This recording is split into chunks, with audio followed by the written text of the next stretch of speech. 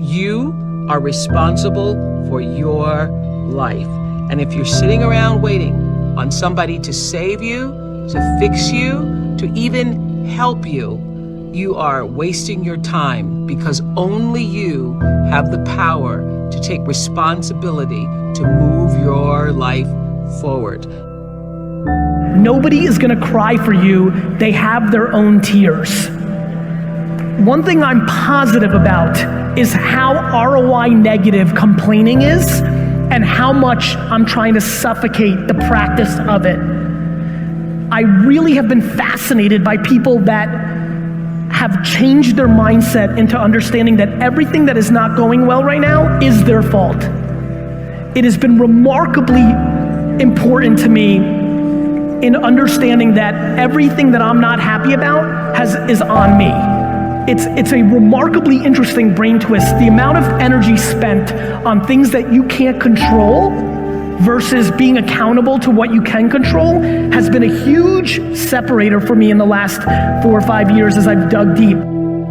I always tell people the most valuable lesson I got from my mentor, Jim Rohn, was I asked my father, worked 2 jobs. We were always broke. We had no money for food. And we lived in a community we moved to, which was, I thought they were all rich and we were on the other side of the tracks. It was lower middle class, but compared to where we lived before, these people seem rich compared to us. And I just didn't understand it. And Jim said to me, Tony, it's not about the value of your soul, it's about the value of you in the marketplace. And your father's skills are not that valuable.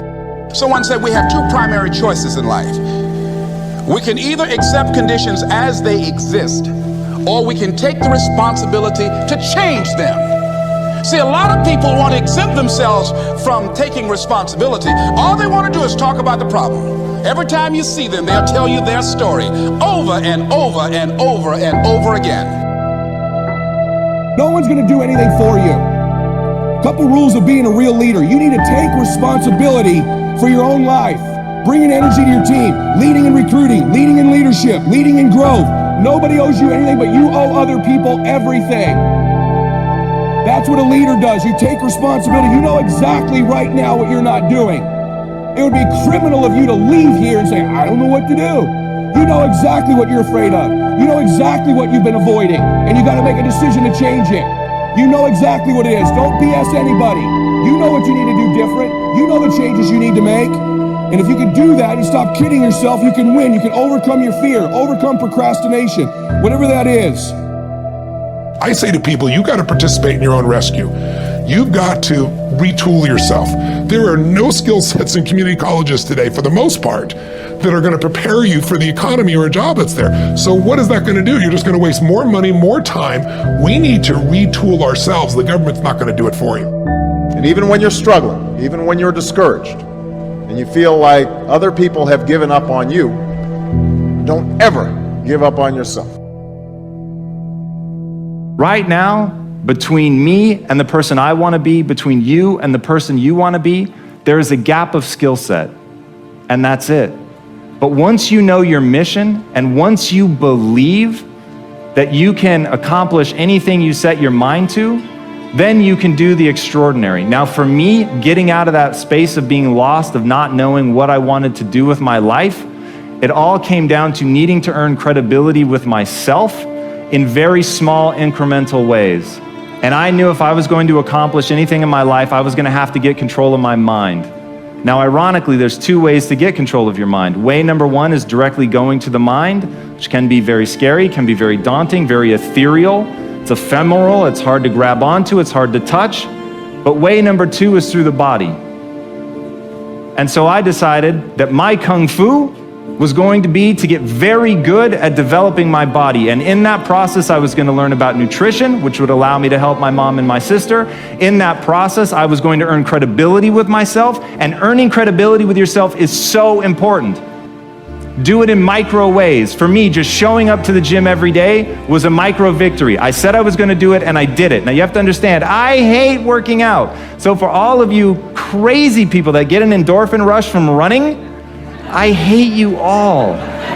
Running for me is like being stuffed into a meat grinder. There is absolutely nothing pleasurable about it whatsoever. So whatever neurological thing you guys get that you've been blessed with, I have not been blessed with that. So for me, showing up at the gym sucks. Eating a bowl of ice cream is awesome.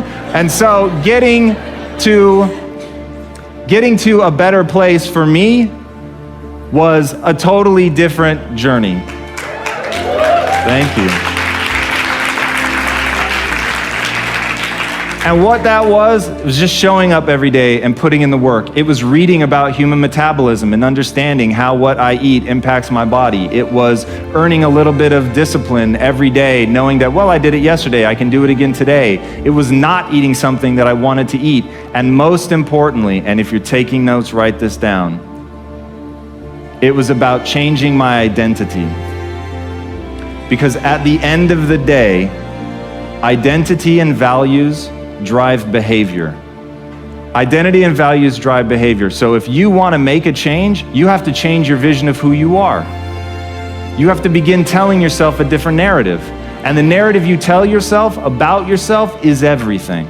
And if you tell yourself that you're a scared, undereducated kid from Tacoma whose family has never accomplished anything, let me tell you what you will become. A scared, undereducated kid from Tacoma who never accomplishes anything, because that's what you believe. You tell yourself that story enough, and it will become real. But on the flip side, you could tell yourself a story of you're a learner. You learn faster than most people. You're willing to put in more work than most people. You're willing to read more books than most people. You're willing to spend an inhuman amount of time every day improving your mind simply by getting new ideas into the system. And that you will admit that you're wrong faster than anybody else, that you won't let your ego get in the way. And you tell yourself that story over and over and over. So when somebody comes and tells you how stupid you are, that you're just a dumb kid from Tacoma, you go, you're right, that's amazing. Thank you for pointing out that flaw, because now that I'm aware of it, I can improve it because I'm the learner. And once I switched my narrative to being the learner, it didn't matter where I started, it only mattered where I was trying to go. And as long as I had that clarity, then I could execute, because I believed I could do anything I set my mind to without limitation. You don't need a better economy. You don't need better seed and soil. In fact, when it comes to seed and soil and rain and sunshine and seasons and the miracle of life, that's all you got. Now, what if you blame this stuff? Then you're blaming all you got. If you blame the economy, and you blame the schools, and you blame the teachers, and you blame the sermons and the preachers, and you blame the marketplace, and you blame the company and company policy, what else is there? When some people get through with their blame list, there isn't nothing else. That's all there is. And if you blame the only thing you've got to work with, I'm telling you, it's called mistake colossal. In not understanding that that's all you've got to work with. And if this is all you've got to work with, then you don't change the seed, and you don't change the soil, and you don't change the rain, and you don't change the sunshine, you don't change the seasons. Right? Guy says, I'll take 3 springs, 4 summers, 9 falls, no winters. No! You can't fool with this stuff. You got to take it like it comes. Then what do you change to make your life work well? You got to start with your philosophy. Guess what I had to do at age 25 in order to change my own future? I had to change my mind. I had to change my thinking. I had to change my philosophy.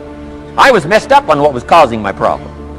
And once I got that straightened out, that all the stuff I blamed, the government and taxes and the marketplace and the economy and things cost too much, negative relatives, cynical neighbors, once I got rid of that and started going for where the real problem was, which was me, I'm telling you, my life exploded into change.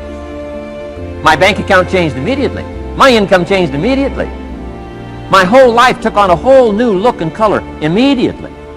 And the early results I got from making these philosophical changes tasted so good, I've never stopped the process from that day until today. And I'm telling you, with a little consideration of the refinement of your sail, by setting a better sail, refining your philosophy, your whole life can start to change from today on. You don't have to wait till tomorrow. You don't have to wait till next month. You don't have to wait till spring. You don't have to wait till 93. You can start this whole process immediately. I recommend it. Now, some people do so little thinking, they don't even have their sail up. I mean, you can imagine where they're going to wind up at the end of this week, at the end of this month, at the end of this year. Now's the chance to change process all this information. Here's the definition of success and failure. Just make this note. Here's failure. A few errors in judgment, repeated every day. Now you can automatically assume, Mr. Rohn, I say, I can understand that. A few errors in judgment repeated every day. For 6 years, my father, 88 years old, he's never been ill, still hasn't retired. Not long ago, midnight, we're getting ready to go to bed. We've drilled a new well, got some extra water, got some more acres going, he's all excited. At midnight, we're getting ready to go to bed. My father's eating what he calls his midnight snack. A little bite to eat before you go to bed. Don't have to go to bed hungry. And I'm watching him eat this midnight snack. Guess what he had? An apple, a few graham crackers, and a glass of grapefruit juice. I said, no wonder my father's so healthy. My mom taught us all those good health practices. Taught me when I'm growing up, right? I'm an only child. I've never been ill. Passed the big 5-0 some time ago. My 2 daughters, 32, 33, never been ill. My grandkids, never been ill. I'm telling you, the legacy lingers on. As I watched my father have this midnight snack, suddenly it occurred to me. I know that's part of it. An apple, what? A day. That's gotten to Dallas-Fort Worth, right? An apple. An apple a day keeps the doctor away. Good question for this intelligent audience. What if that's true? You say, well, Mr. Rohn, if that's true, that would be easy to do. Then what's the problem? It's easy not to do. It's easy not to adopt it as your own personal philosophy. Or the guy messed up to say. Guy says a Hershey bar a day. Say, no. No. You've been watching too much television. It is not Hershey bar. You got to be smarter in philosophy than to fall for the Hershey bar a day when it's an apple a day. You got to be smarter than that. And if you make that kind of an error in judgment every day for 6 years, I'm telling you, it'll accumulate into disaster. Sometimes the first year you say, well, you know, I'm so healthy now, what difference is it going to make? You got to be smarter than that. Just because disaster doesn't fall on us at the end of the first day doesn't mean disaster isn't coming. You got to be so smart that you look down the road and say, will the errors in my present judgment of philosophy, what's that going to cost me in 1 year, 6 years, 1 month, 6 months? I'm telling you, the money cost and the health cost and the success cost is too gigantic if you look down the road a little ways and say, are there errors in my current judgment like an apple versus a Hershey bar? Is that just a good illustration of some of the rest of my errors in judgment? If it is, that's where I found myself at age 25. I started working when I was 19. I met my teacher who helped turn my life around when I was 25. That's 6 years. At the end of the first 6 years of my economic life, I've got pennies in my pocket. I've got nothing in the bank. The creditors are calling saying, hey, you told us the check was in the mail. I'm embarrassed. I'm behind on my promises. I live in America. I'm 25-year-old American male. I got a nice family, every reason to do well. And I'm messed up. Now, what's messed up? I used to think it was the community that was messed up, and the country was messed up, and the government was messed up. If those Democrats ever get in the White House, that'll really mess things up. If the Republicans stay in power, that'll really mess things up. The economy was messed up. Interest rates are messed up. I thought all this stuff was messed up.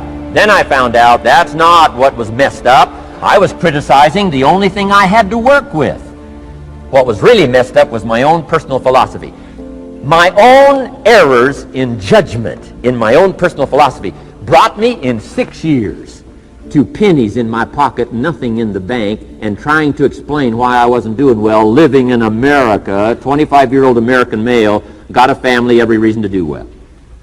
Now, once I understood this, here's the formula for failure: errors in judgment, being lax about developing your own personal philosophy. I'm telling you, it's called accumulated disaster.